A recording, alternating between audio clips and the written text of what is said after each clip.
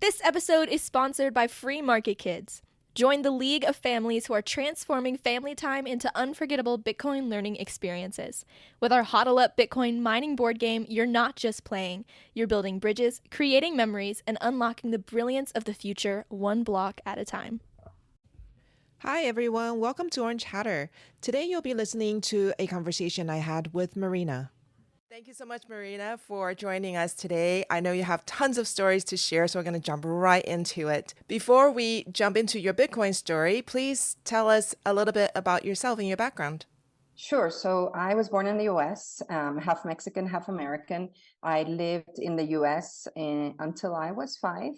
And then I grew up in South America, Mexico, Bolivia, Colombia, and came back to the US for college. So I'm American, but I grew up in Latin America, if that makes sense. And that's a little bit of my background as far as cultural experience, as far as understanding money. It really is that duality of everything works versus nothing works sometimes. And then in college, I studied international affairs. And more recently, I did my master's in public policy at NYU. So that's where my interest in the world and what's happening came about. Yeah, thank you for that quick overview. So let's jump into your Bitcoin story. How did you first hear about it? When was it? And what was your journey from discovery to conviction? So it was back in 2014. I used to run a business association, a very important CEO network that was focused on Latin America. It was called the Group of 50. And we would do yearly conferences in different places around the world. So Singapore, Spain, Washington, D.C. And that particular year, we went to Silicon Valley. In Silicon Valley, we had incredible people like Arianna Huffington, ex-presidents. And among those, when we were developing the agenda, we spoke with really, really important entrepreneurs from Latin America, who one was from Argentina, the other from Venezuela. They had sold their company to Santander, and they were now investing in financial startups, if you will. And they had come across Bitcoin because they had problems in their countries sending money. And so they were completely convinced that Bitcoin was the next money for the world. And so they said, you have to do a panel about Bitcoin. And they set up this amazing group of speakers for us. And I mean, given how incredibly successful they are and their conviction and the fact that they had seen the system from both sides, right, from the US and from their countries, I knew that they were onto something, that this was clearly important for the world. But also at the same time, I studied public policy. I saw tech, I saw finance. I was like, okay, really cool. I'm going to pay attention, but perhaps for me, not yet. Right. And this was 2014. It was incredible. I paid attention, but I didn't go above just, setting up that panel, setting up that event. But in 2017, I was working for an international consulting firm that, we're talking about new technologies and what we had to do. And one of the speakers were explaining what was the revolution behind Bitcoin and the blockchain and what that meant, and how it would change how companies work, how the world worked. And in that occasion, we touched upon immutability, transparency, why the ledger was so important, how it had created a completely different change for how money used to work and how it was going to work in the future.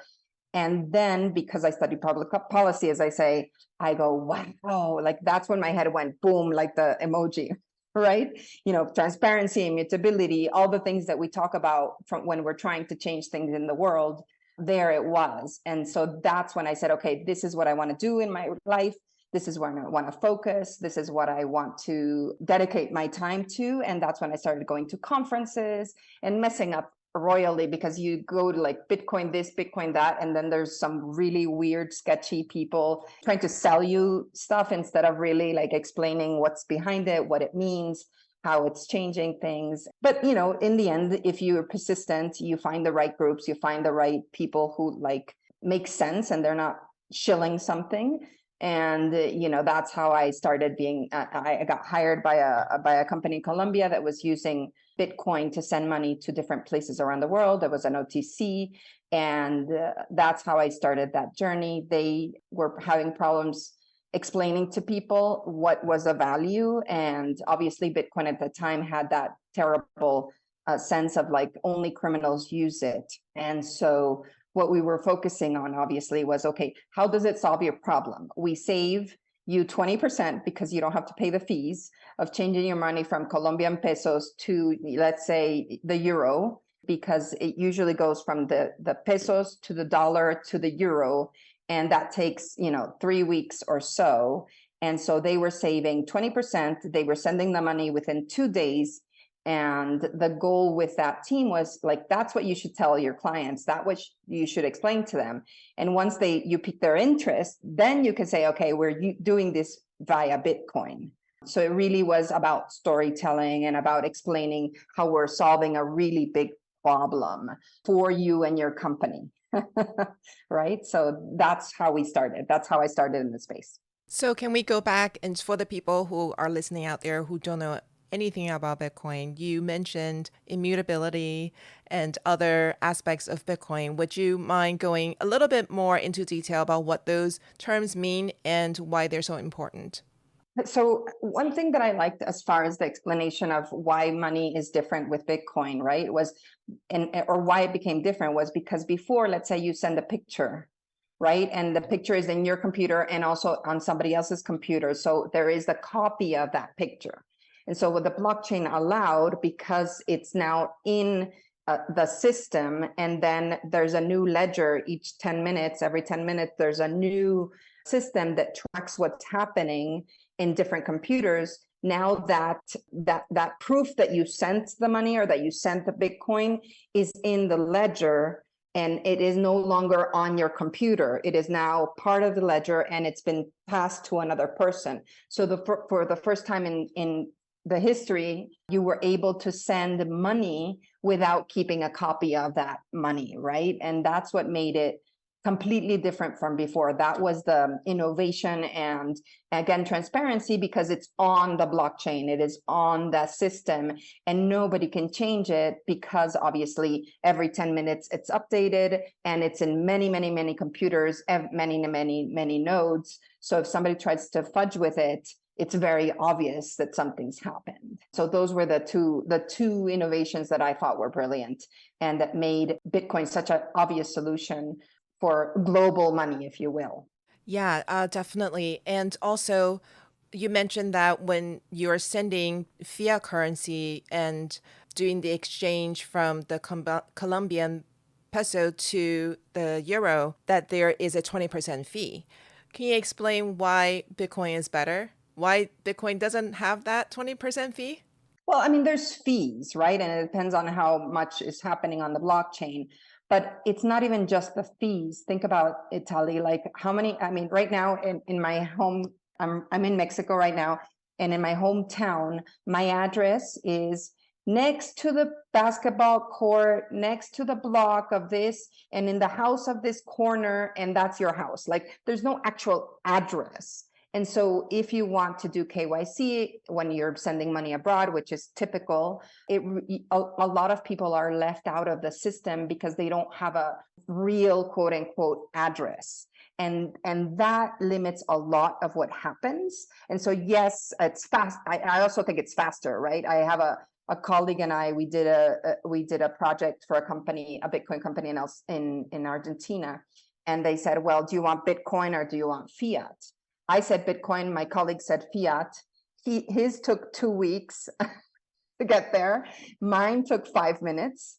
And, 3 months later, because of where we were in the money and in the up and down cycles, my payment almost doubled.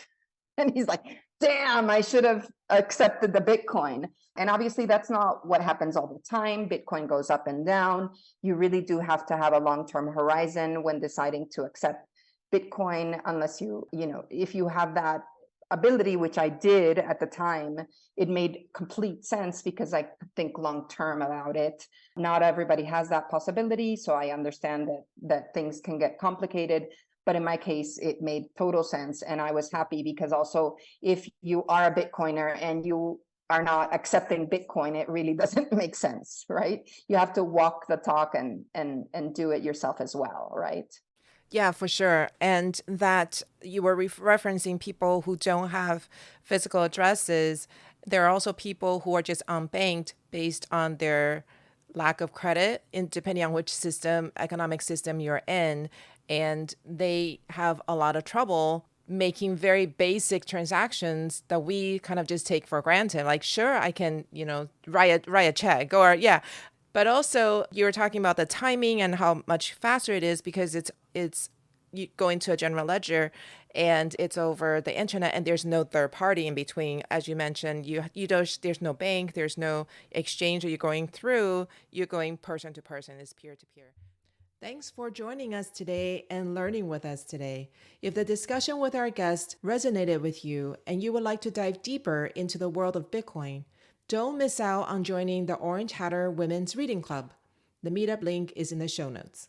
Also, if there are women in your life whom you think would both enjoy and benefit from learning more about Bitcoin, please share Orange Hatter with them. Until next time, bye!